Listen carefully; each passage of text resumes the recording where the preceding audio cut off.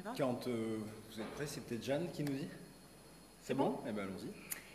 Eh bien, bonjour, merci d'être là. Avec Pierre Jouvet, nous souhaitons vous présenter la liste socialiste des candidats aux européennes telle qu'elle a été arrêtée hier en bureau national.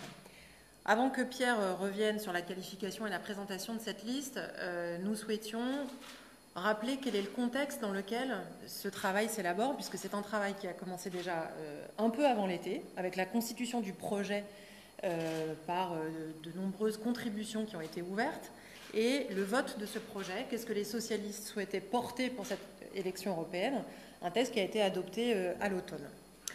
Une fois que le texte avait été, le projet ont été adoptés par les militants, nous avons souhaité, avec Pierre, ouvrir ce que l'on appelle les commissions électorales, donc ce travail qui permet, dans l'ensemble des organisations, ou presque, de faire ce travail de sélection, d'audition des nombreux candidats qui ont souhaité porter leur candidature pour défendre les couleurs du Parti socialiste pour cette élection européenne. Et donc nous avons réuni, à partir du mois d'octobre, un certain nombre de commissions. Nous avons étudié ensemble, avec la vingtaine de membres de cette commission, toutes les candidatures des gens qui ont souhaité l'être. D'ailleurs, processus un peu inédit, nous avions souhaité que chacun des candidats exprime par écrit les raisons pour lesquelles il souhaitait porter cette parole pour l'Europe. Et nous avons même, autre fait inédit, proposé à tous les camarades qui souhaitaient porter cette liste de venir en commission exposer leur candidature.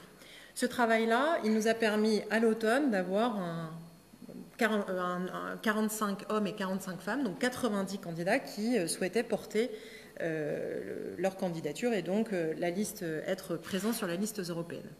Et puis, comme construire une liste, c'est surtout et avant tout faire attention au contexte politique dans lequel nous inscrivons, Place Publique, qui est un mouvement qui à cette époque-là considérait et considère encore que la question du rassemblement de la gauche pour porter des sujets européens sur les sujets climatiques, sur les sujets évidemment économiques, sur les sujets sociaux, sur les sujets démocratiques, Place Publique arrive dans le paysage politique et considère que l'urgence, elle est au rassemblement de la gauche. Parce que face au courant libéral extrêmement puissant qui opère aujourd'hui en Europe, face au courant populiste, le rassemblement de la gauche est nécessaire pour porter un certain nombre de combats.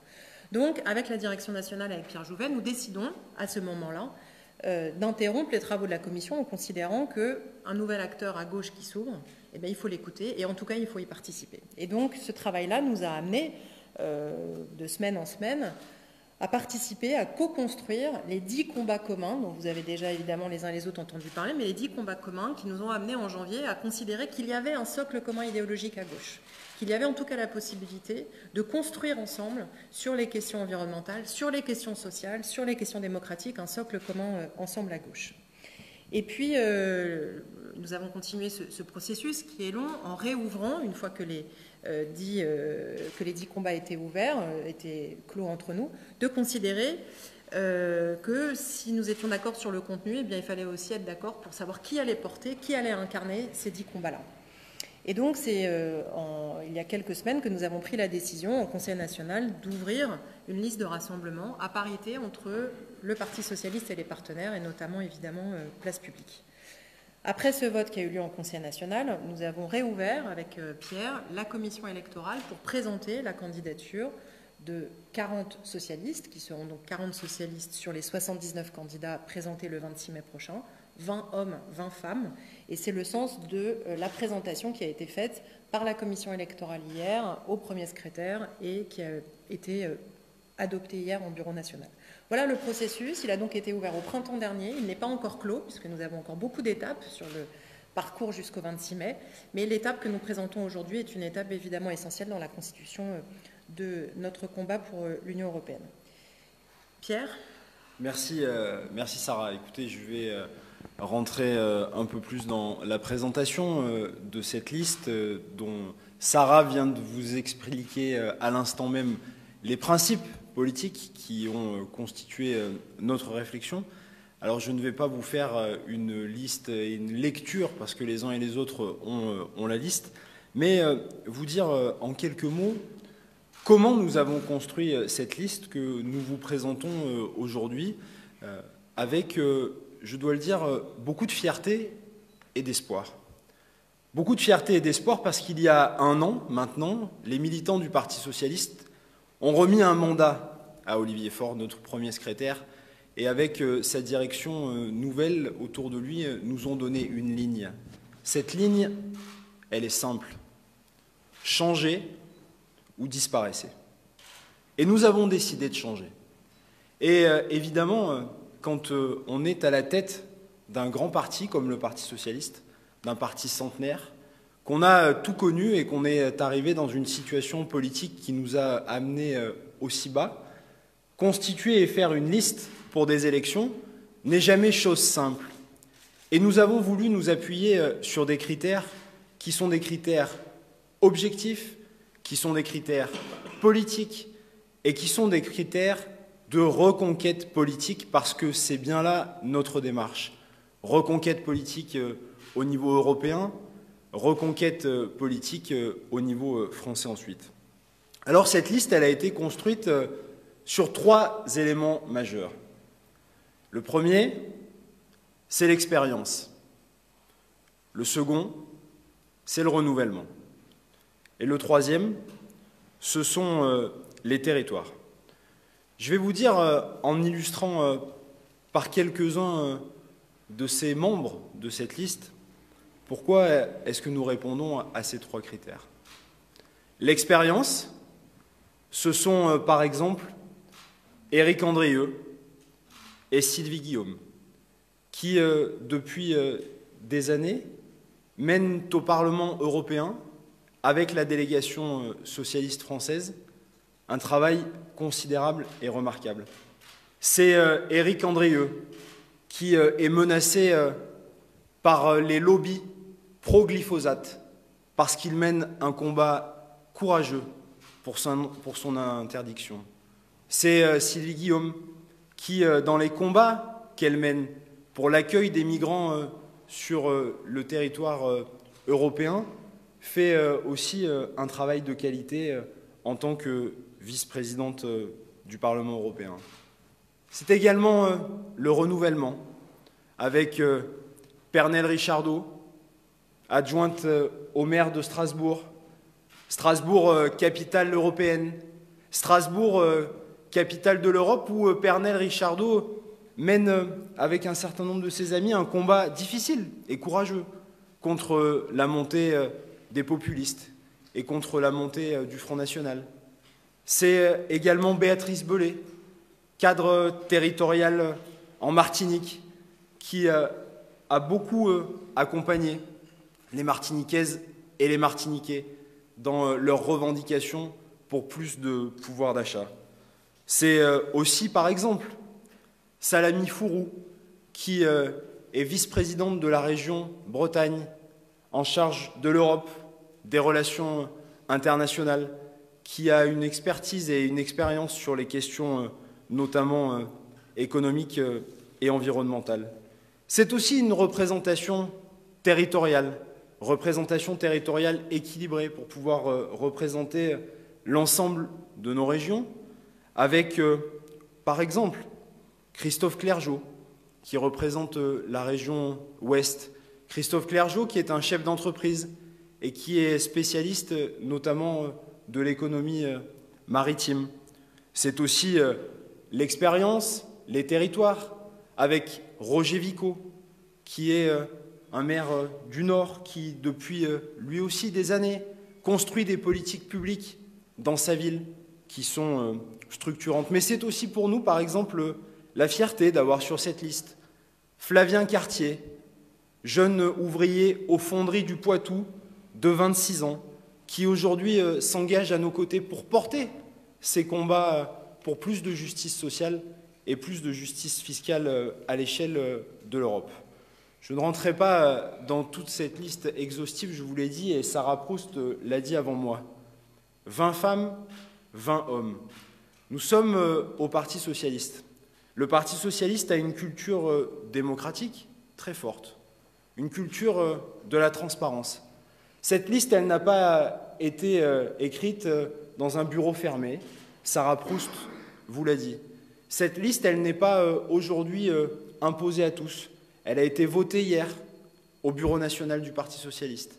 Elle sera votée mardi soir par l'ensemble des militants du Parti socialiste dans nos 100 fédérations qui s'expriment et qui s'exprimeront encore parce qu'ils sont et elles sont la force vive de notre parti et que c'est avec eux et pour eux que nous construisons aussi ces combats communs et ce nouvel avenir. Voilà en quelques mots ce qui a présidé à la constitution de cette liste, ce qui demain en fera sa force et qui fera, et j'en termine par là, que notre objectif inédit et nouveau, que nous construisons aujourd'hui, qu'Olivier Faure a lancé au mois d'août à La Rochelle par les combats communs de la gauche, qui ont trouvé une oreille attentive avec Raphaël Glucksmann et son mouvement Place Publique, qui a conduit un choix courageux de la part des militants du Parti socialiste et des membres du Conseil national de proposer la tête de liste pour les européennes à Raphaël Glucksmann, qui est de construire un processus de rassemblement de la gauche, de toutes les forces de gauche.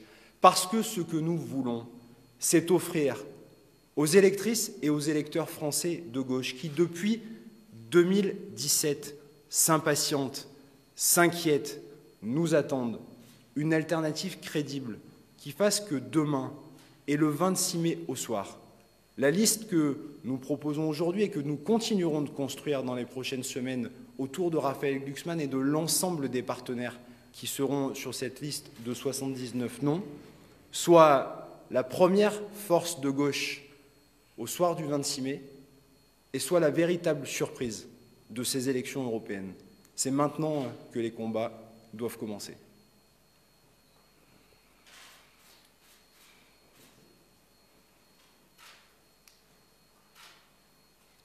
C'est les questions.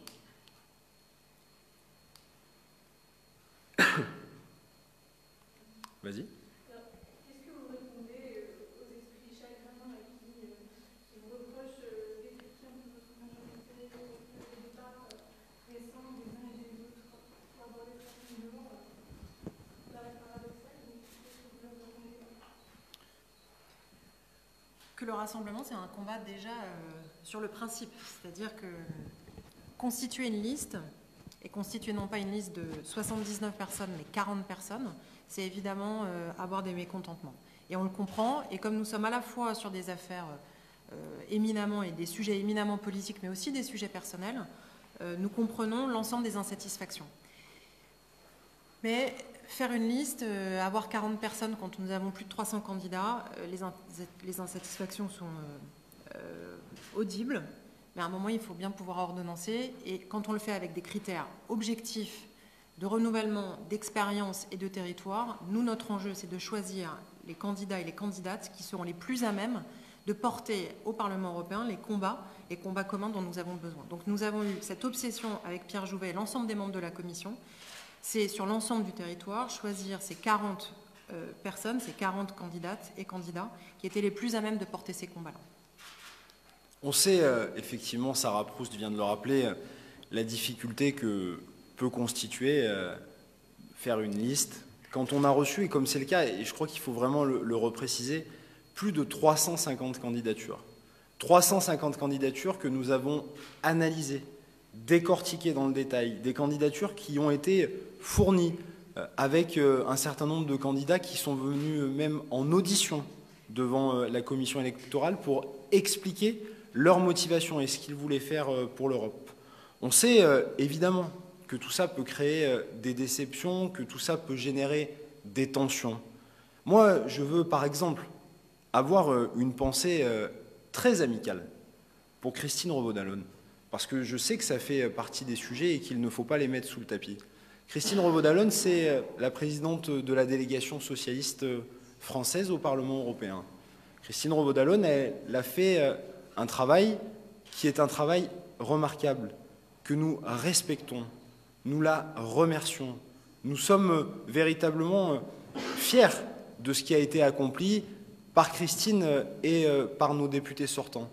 Mais faire une liste, c'est aussi faire des choix, c'est aussi prendre un contexte dans son ensemble, voir quelle sera la représentation géographique, territoriale, voir quels sont les profils que nous proposerons à nos électeurs.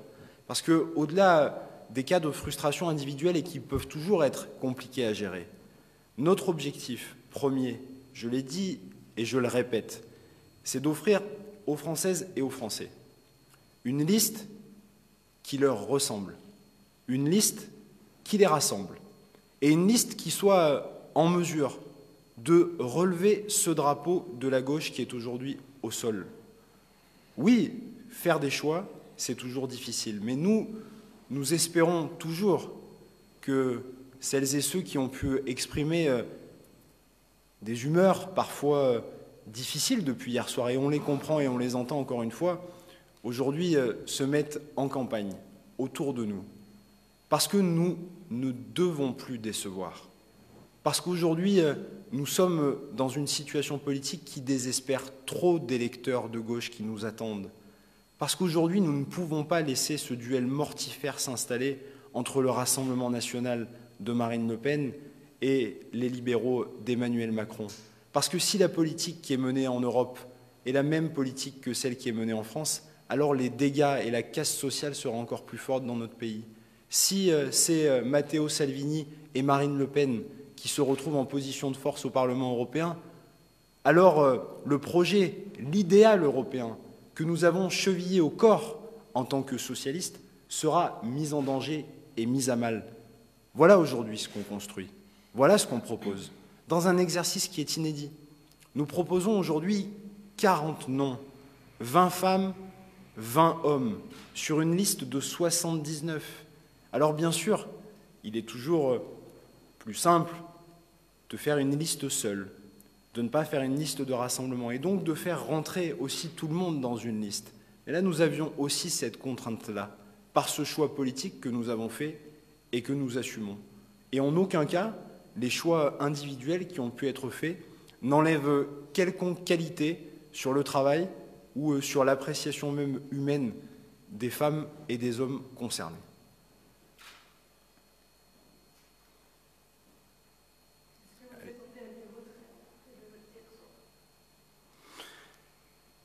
Quand on propose une liste qui a été, je le rappelle, votée par le Bureau national et qui a donc vocation à être soumise en l'état au vote des militants dans nos fédérations mardi soir, peut-être qu'il y aura des situations de retrait. Aujourd'hui, nous n'en avons pas de connaissance officiellement. Hier soir, lors du débat pendant le Bureau national, personne n'a indiqué qu'il souhaitait se retirer, même pour ceux qui ont pu voter contre cette proposition de liste, parce qu'il y en a eu, il faut aussi le dire. Cette liste a été adoptée hier soir par près de 70% des membres du Bureau national, mais il y en a quand même une partie qui a malgré tout voté contre. Aujourd'hui, nous n'avons pas connaissance de camarades souhaitant se retirer.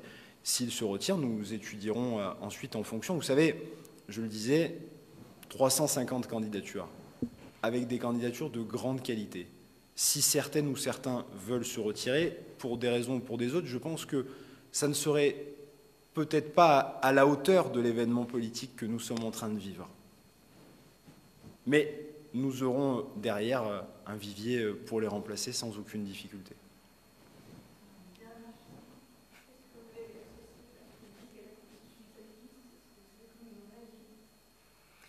Alors, quand on construit une liste avec des partenaires, il y a beaucoup de questions qui arrivent avant de constituer une liste et avant de dire qu'on va partir ensemble.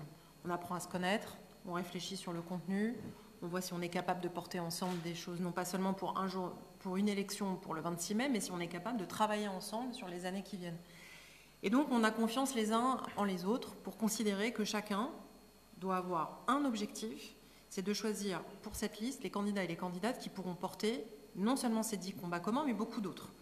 Donc, c'est en confiance avec l'ensemble des partenaires que nous travaillons et que chacun construit sa liste au regard des critères, puisque les critères tels que nous nous les sommes appliqués, nous savons que nos partenaires y réfléchissent aussi pour que l'ensemble de la liste puisse être sur une liste de renouvellement, une liste qui correspond à l'ensemble des territoires et une liste aussi où il y a des candidats et des candidates expérimentés. Voilà. Donc, sur les critères, nous sommes absolument d'accord les uns et les autres sur ce que cette liste doit proposer, doit rassembler et doit raconter.